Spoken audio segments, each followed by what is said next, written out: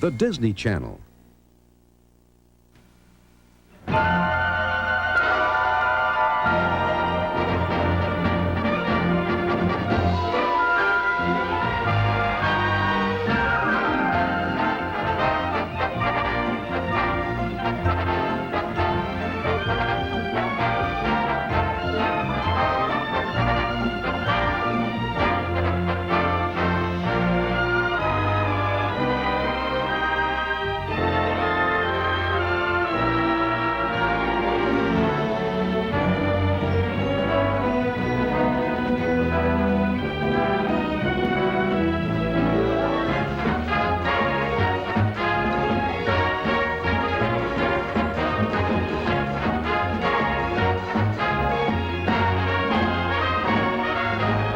Wonderful world of Disney.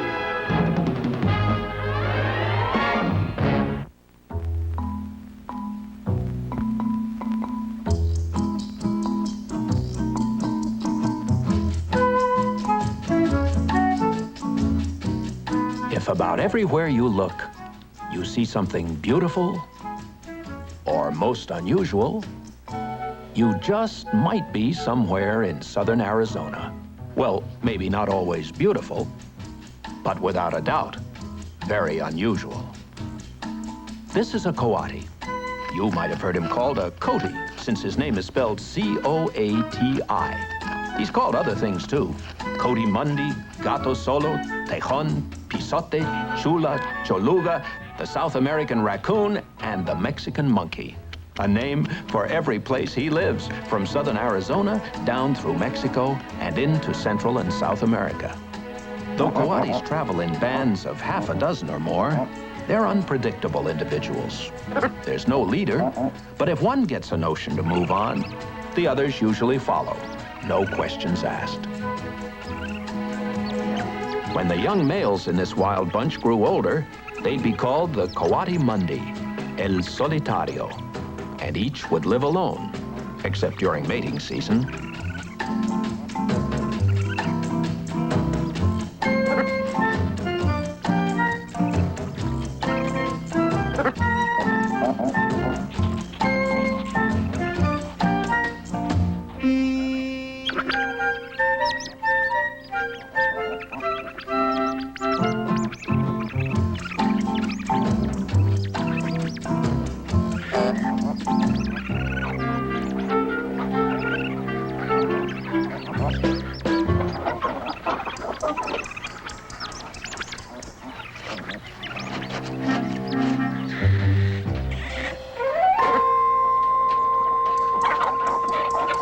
There'd be eggs down there, a favorite Coati dish.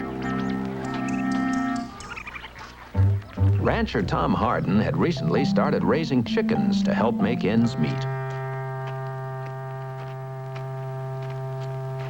Low beef prices and the high cost of ranching had put Tom in a real bind.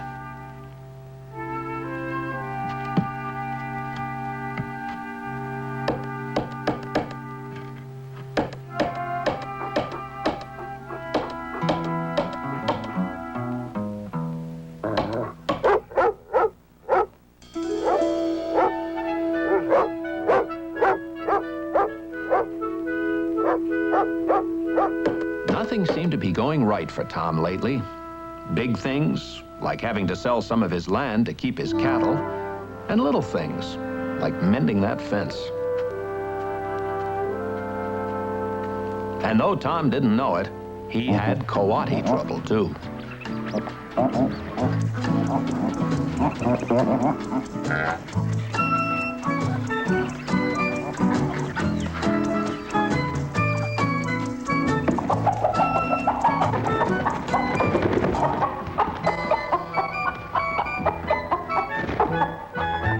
Coatis were after eggs, so the chickens weren't in too much danger. Not at first, anyway.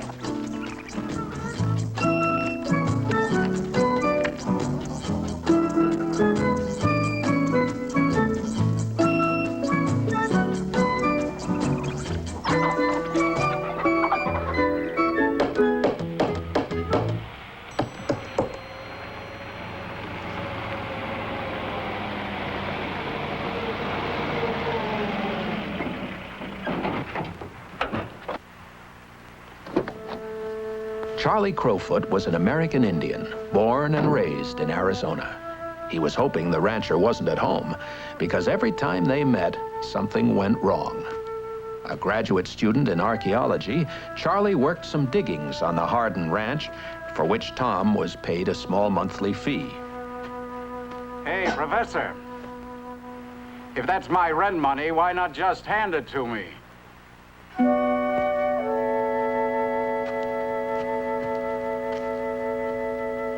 I didn't see you, Mr. Hardin. Ain't hardly enough in there to buy me a month's chicken feed. But you made the deal. You've been squatting on my property for 6 months. I had no idea they'd send somebody like you out here to be living in my back pocket. If you mean someone like an Indian, Mr. Hardin, there was a time when you would have been the squatter on this land.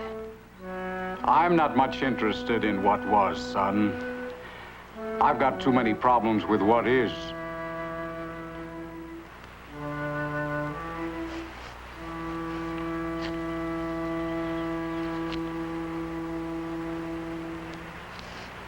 The University of Arizona had set the deal with the rancher, but no one had warned Charlie about Tom's salty disposition.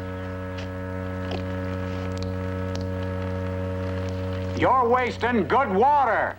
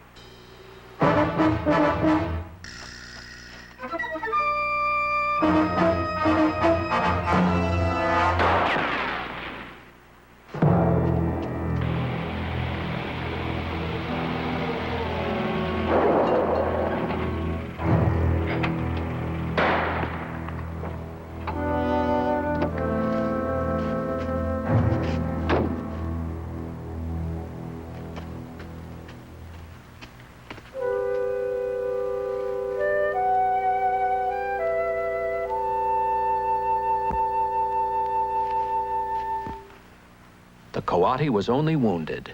He was in that state of shock common to injured wild animals.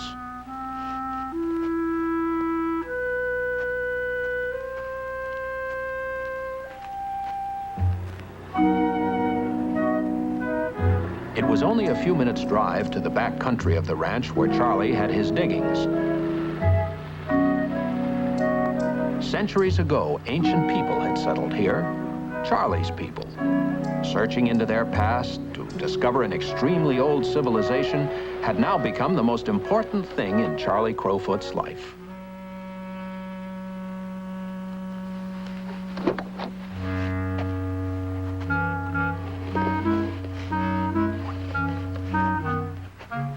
Because this area offered a good view of the rangelands, the line shack had been built near the ruins many years ago. Charlie had turned it into a rough archaeology lab where he could catalog and study the artifacts from his digs.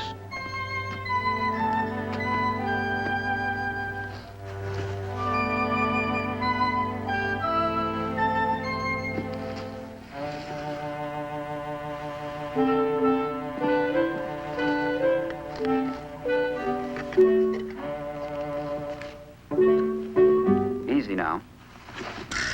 Aye.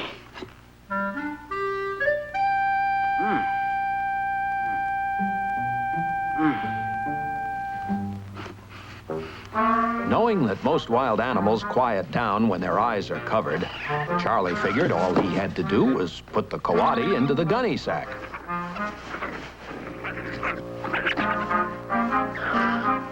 Oh, come on. Relax.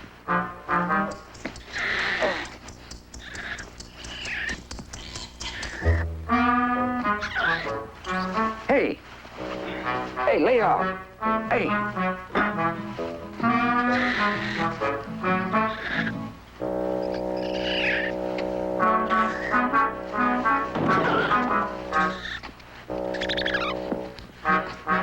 That's it. In you go.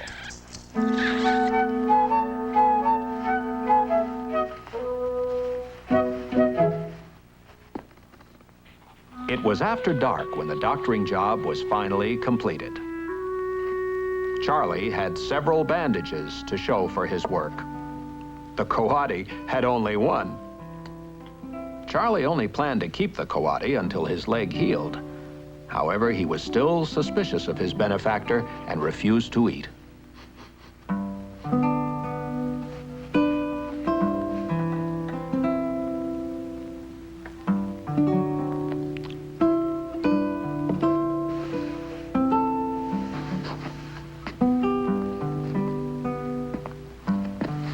How about some cocoa, huh?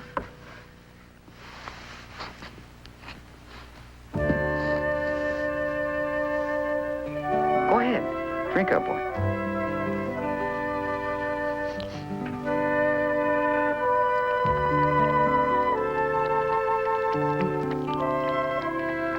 Then and there, Charlie decided to call the coati Coco. The coati then ate his fill.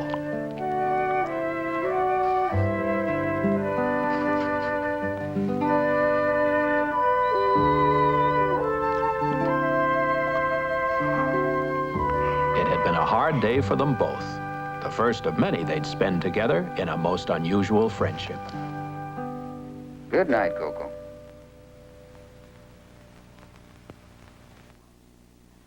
It was early the next morning, and the coati was still asleep when Charlie left for town. The young archaeologist had to report into the university and pick up supplies. Coco was quite content to go back to sleep and just get well. Charlie Crowfoot had graduated from the University of Arizona. He was now working on his doctorate in the Department of Anthropology. From time to time, he brought in samples of his findings to be evaluated by his advisor, Dr. Emil Howry, internationally known archaeologist and an expert on ancient American Indian cultures. If Charlie could prove that his diggings dated back to before the birth of Christ, he could probably get a larger grant of money to continue and expand his work. Dr. Howry was looking for an object that could be dated scientifically, like a piece of charcoal from an ancient refuse heap on which the carbon-14 method of dating could be used, or a section of wood that could be dated by the tree ring process, items that Charlie had not yet found. More than just pottery fragments. But once again, Dr. Howry saw nothing significant in these new finds and could only encourage Charlie to keep digging and not to give up. Before returning to his digs, Charlie visited the museum on campus. There he saw an ancient fire pit and a section of ridgepole, examples of what he hoped to find. He dreamed of the day his discoveries would be here. And so it was that Charlie went back to work more determined than ever. In the shack, the coati was getting restless. His leg was nearly healed.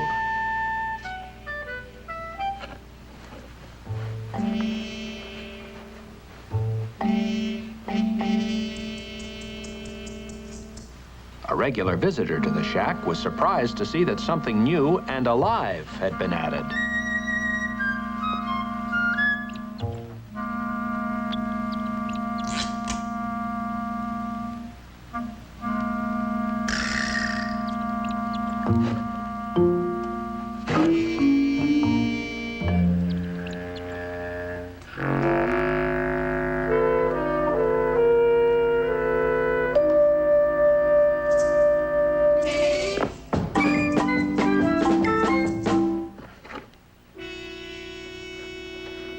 Though Coco's nose was long enough to sniff around corners and into deep holes, it came up short in this case.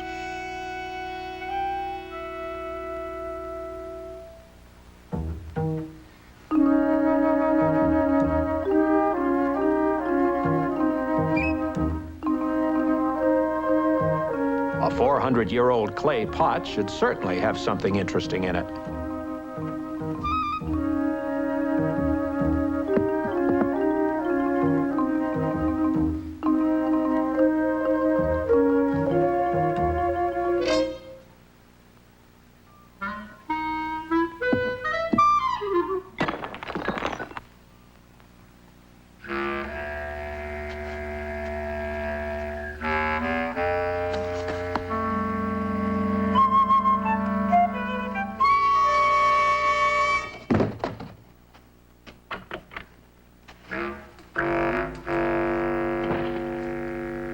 Coco?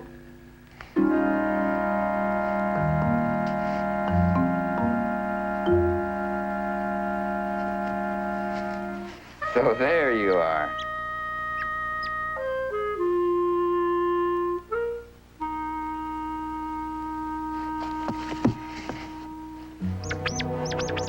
Okay, Coco. Looks like that lake's well enough for you to leave now. I'll leave the door open.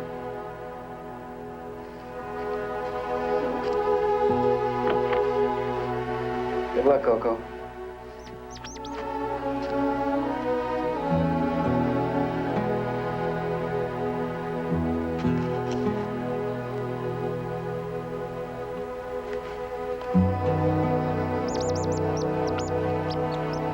Though Charlie had never intended to keep the Coati as a pet, he was kind of sorry to see him leave.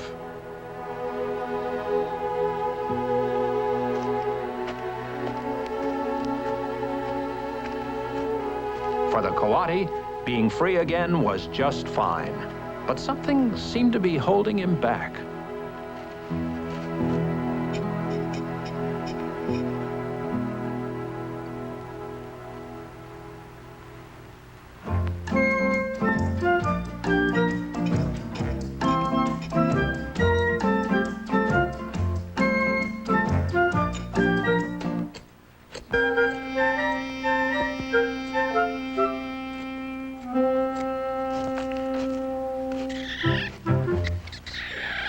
Couldn't stay away, huh, Coco?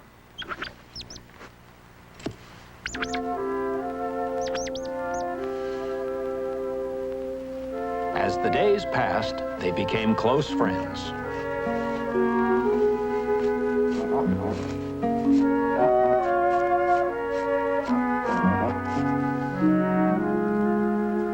Whenever a discovery was made, the curious Coati had to check it out.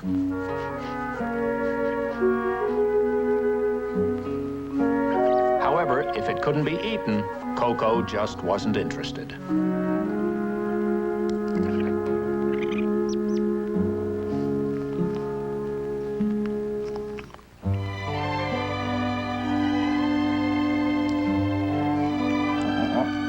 Hey, just grapes. No fingers, okay?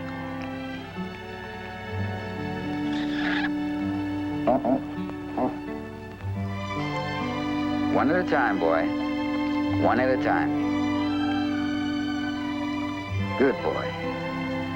Yeah, good old Coco.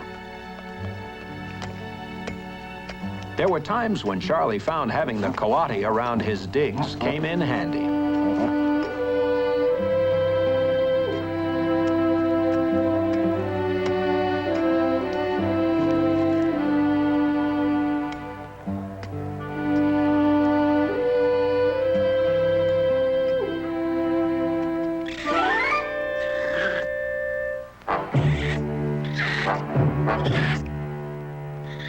No, Coco.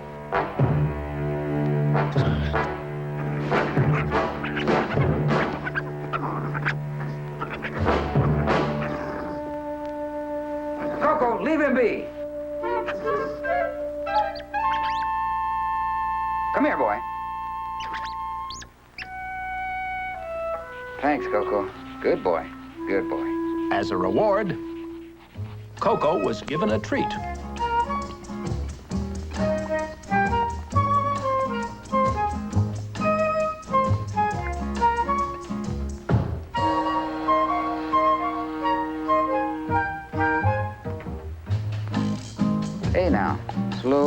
a little.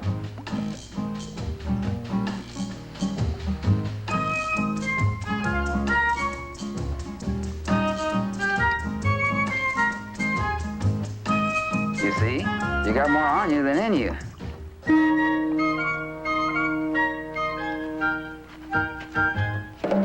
Whenever Charlie took short trips around the ranch, like going for fresh water, the co-pilot was Coco.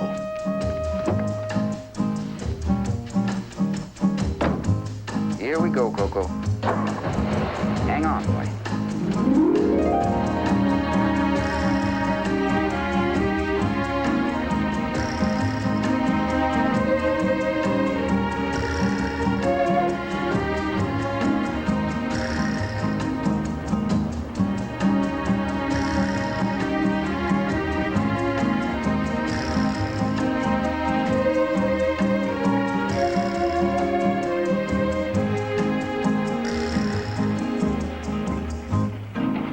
Charlie got his water at a windmill in the back country of the Hardin Ranch.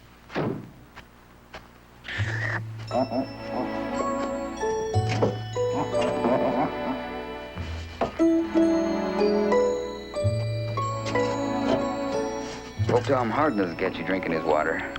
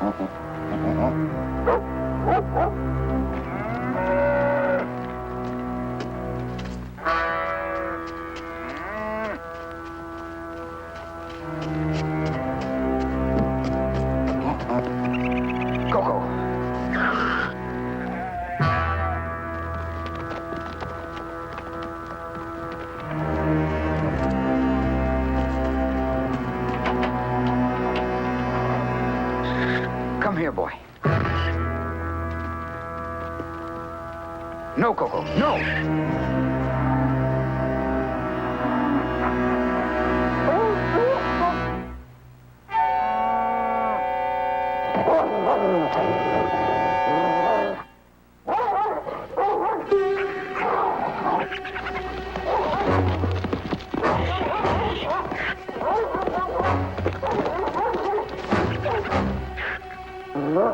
No, boy, no! Rip, get out of there! Get away from that critter! Get out of there, Rip! Coco, no! Rip, get back here! No, no, boy, come here, Rip!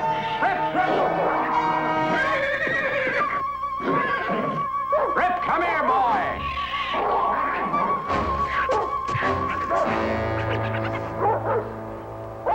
Rip! Get on back here!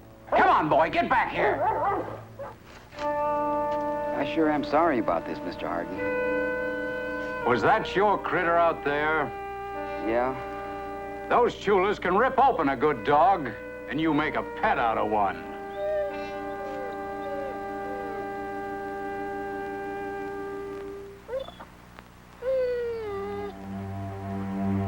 Here, boy.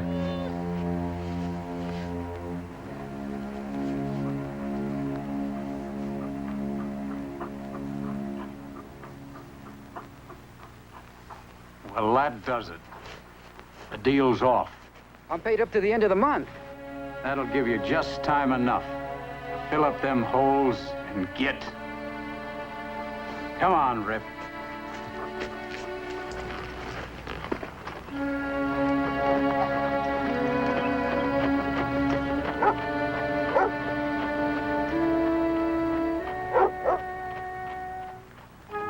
To lose his Coati friend was one thing, but to lose his diggings was about the end of everything for Charlie Crowfoot.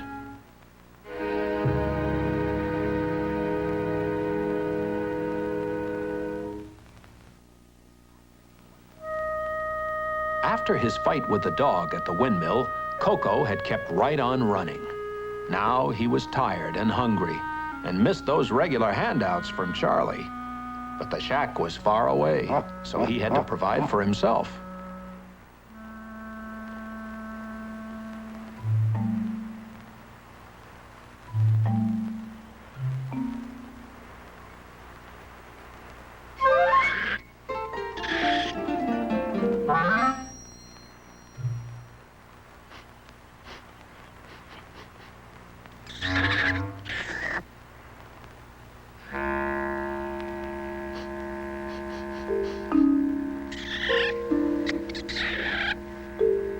For Coco, life as a Coati Mundi, out on his own, left much to be desired. Next to finding some food, the Coati would like to have some company.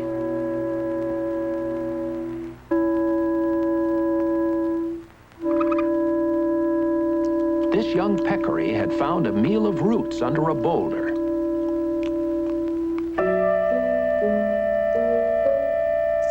Not at all bashful, Coco invited himself to the feast.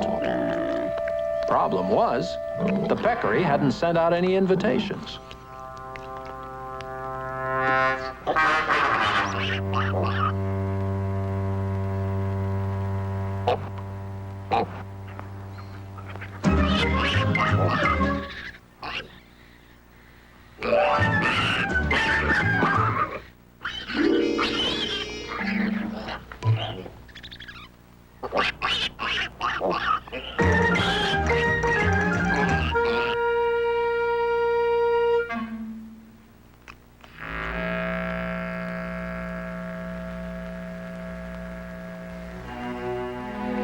For the rest of the day, Coco's luck was about the same. All bad. No food and not a friend in sight.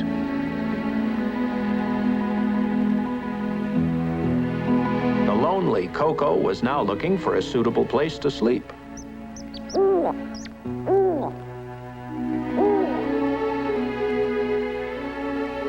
Coati bands usually spend the night together in a roosting tree.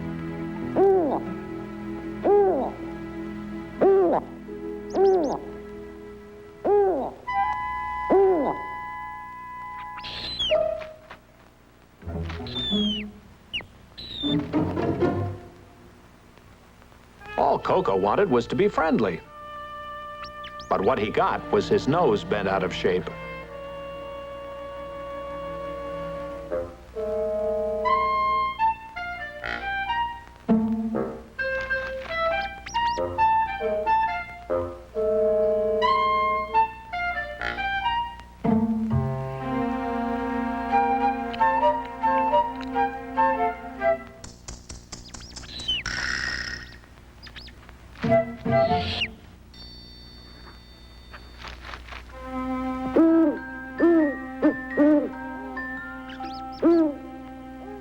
Well, if these night owls wanted to stay up till all hours, Coco would try to oblige them.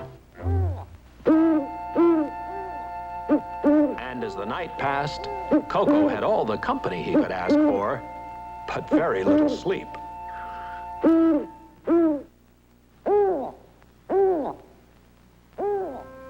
The next day, it was a sleepy Coco who was still looking for food and a friend. What he found was an enemy, a gray fox.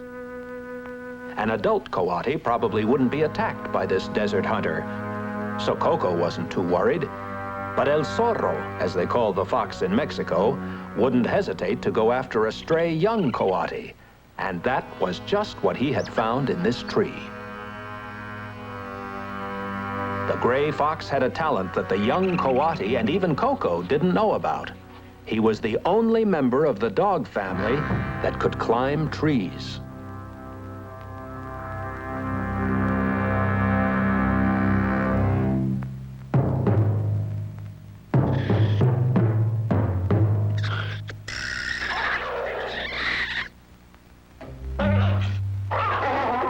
Getting bitten was not in Coco's plans.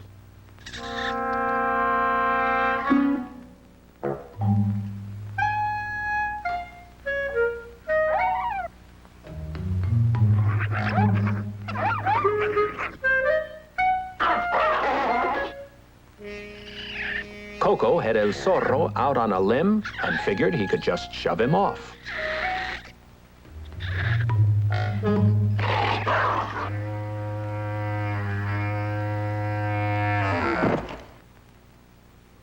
The young Coati wanted to make sure the fox had really gone before joining Coco to look for his mother.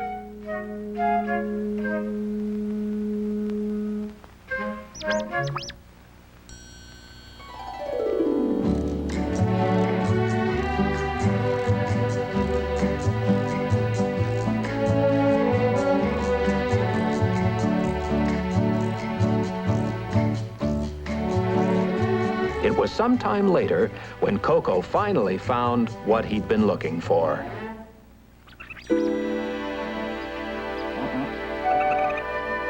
His young friend was already getting a good scolding from his mother.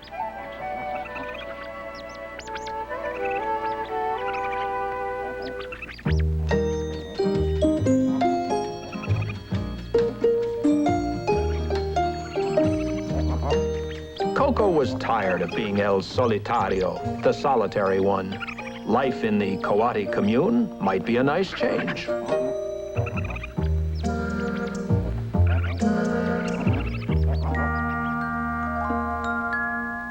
That evening, there was real Coati togetherness.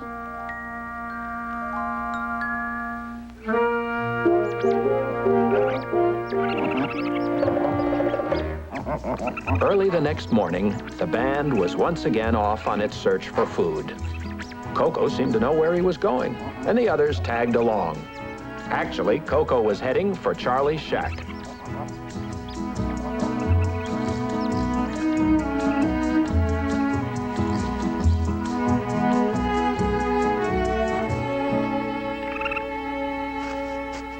Charlie was filling in his diggings before leaving for good.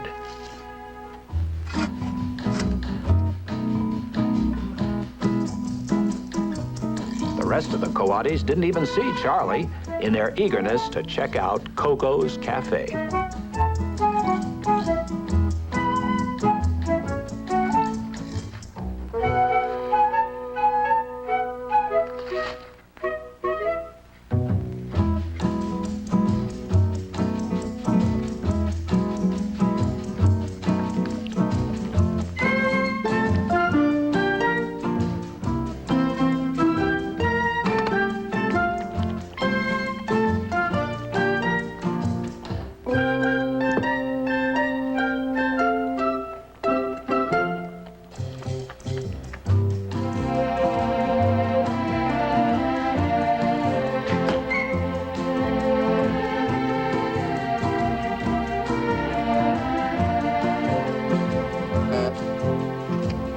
It was noon, and time for Charlie to take a break.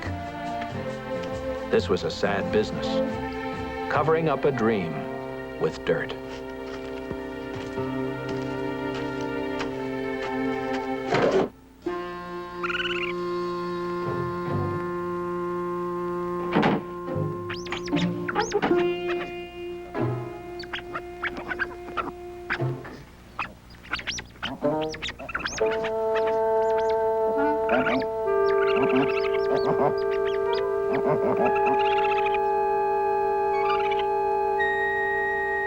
Coco?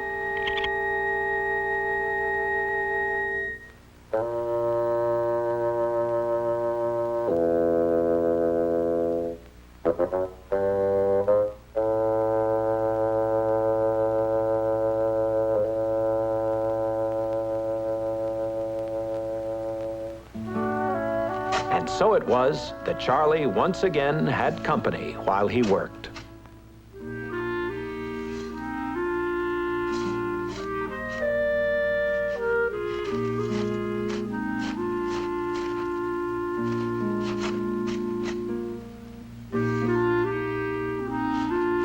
Archaeology is a game of inches. The Coati had found a piece of wood just below the surface of the excavation. This could be the discovery Charlie had been hoping to make. The piece of wood that Dr. Howry had mentioned, a ridgepole or a handle from an ancient tool. he'd take this lucky find into the university the first thing in the morning. Coco's discovery brought a glimmer of hope for Charlie Crowfoot.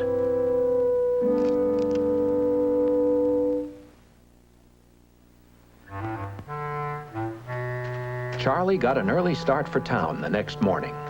It was to be a day of important decisions and unusual events. Coco had used the truck as a roosting tree. Charlie didn't know about that, or that his radiator was leaking again.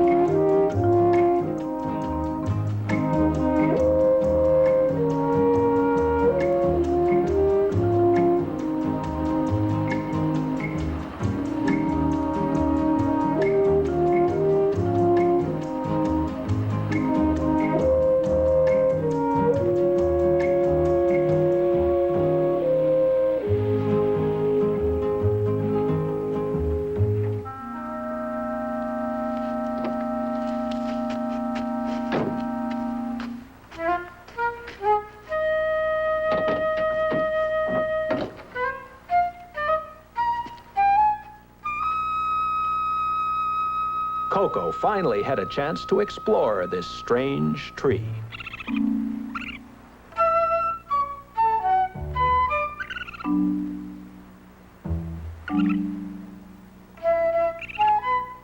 Coco found the tower much to his liking.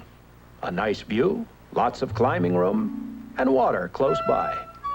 Not a bad place to settle down when the time came for him to live alone as El Solitario, a Coati Mundi. The Coati staying at the windmill was one more turn of fate on this unusual day.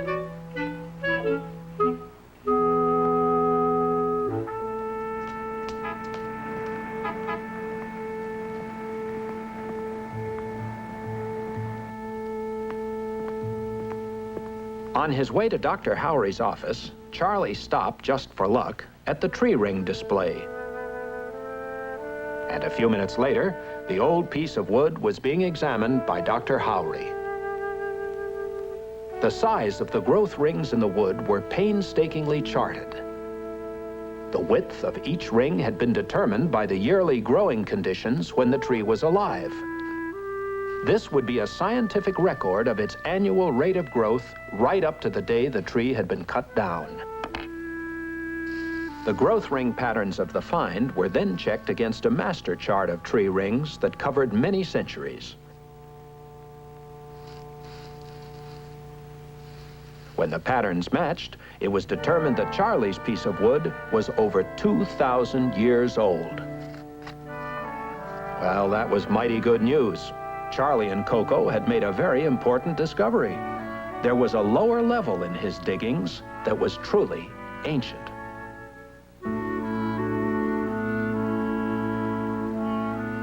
After thoroughly exploring the windmill tower, Coco set out to check over the other facilities.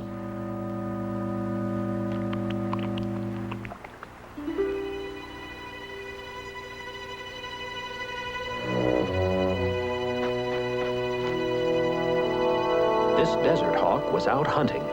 He hadn't had much luck and was ready to go after most anything.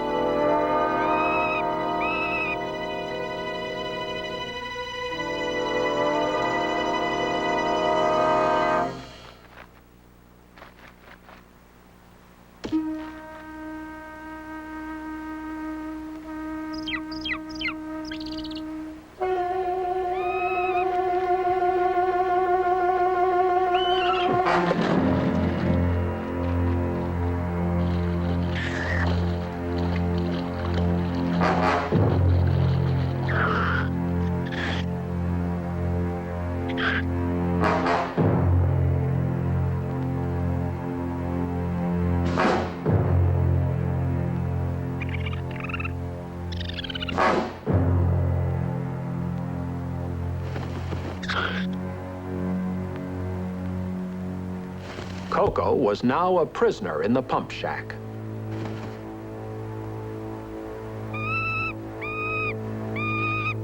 Because of his discovery, Charlie would get a larger grant of money and was on his way to tell Tom Harden the good news.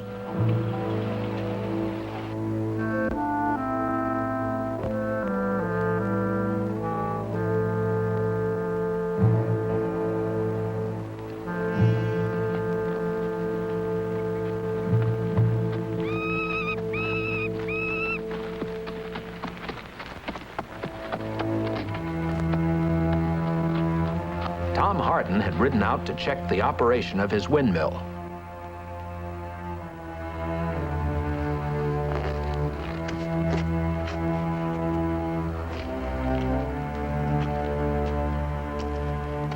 When wind power failed, Tom hooked up an auxiliary engine in the shed to a heavy-duty pump to fill the watering ponds.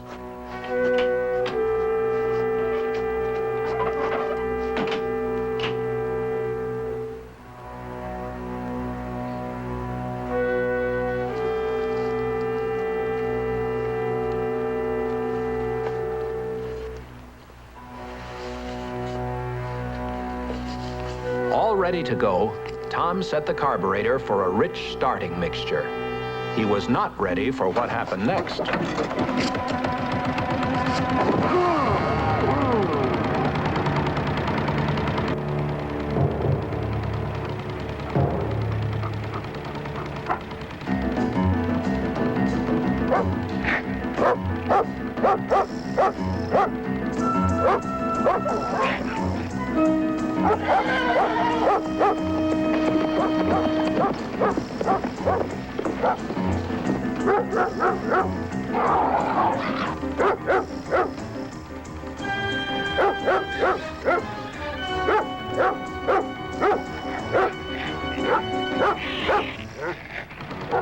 With the choke on full, fumes poured into the shack.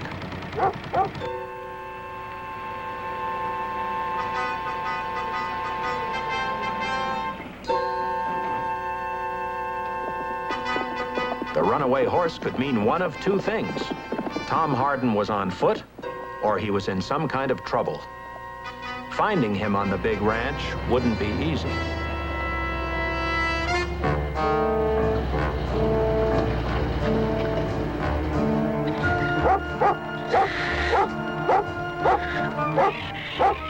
Though the shack wasn't airtight, time was running out for the rancher.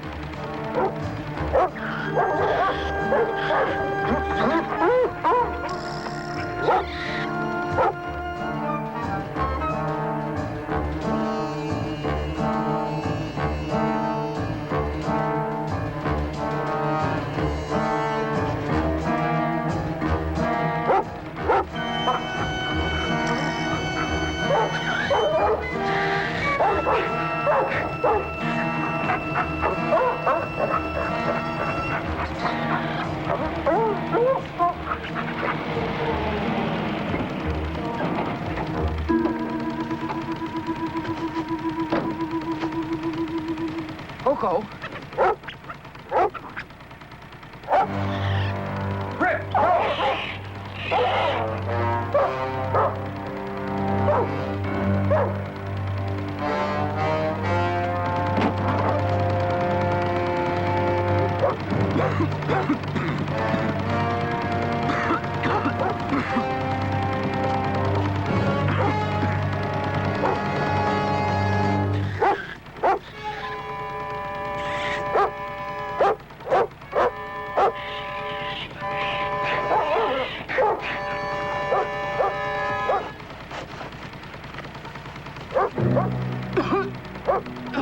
It's okay, Mr. Harden. Take it easy now.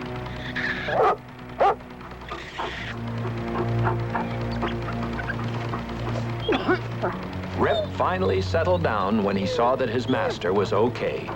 Coco, of course, took credit for the rescue. It was a little while later when Tom felt well enough to go home. Having heard how the Coati had led Charlie to the pump shack, the rancher was beginning to realize that maybe his life had been saved by the young Indian and that no-good chula. The day's events had brought many changes, even one in Tom Harden. Son,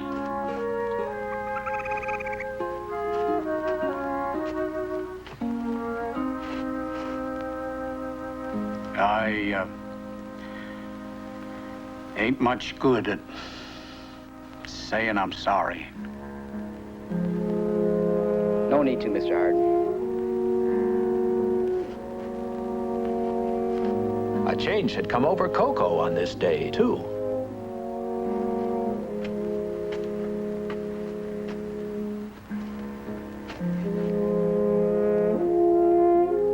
home, Coco? According to nature's timetable, Coco was now a mature male, a Coati Mundi, a loner.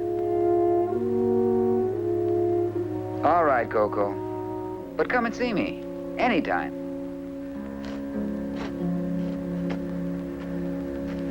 In the days to come, the Coati would no doubt return to the shack for a visit, but Charlie realized he must now go his own way.